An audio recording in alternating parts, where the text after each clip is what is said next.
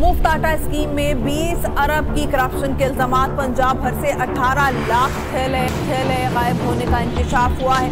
महकमा खुराक ने तमाम DCO से रिकॉर्ड मांग लिया है। फौरी इंक्वायरी कमेटी बनाने की हिदायत जारी कर दी गई है।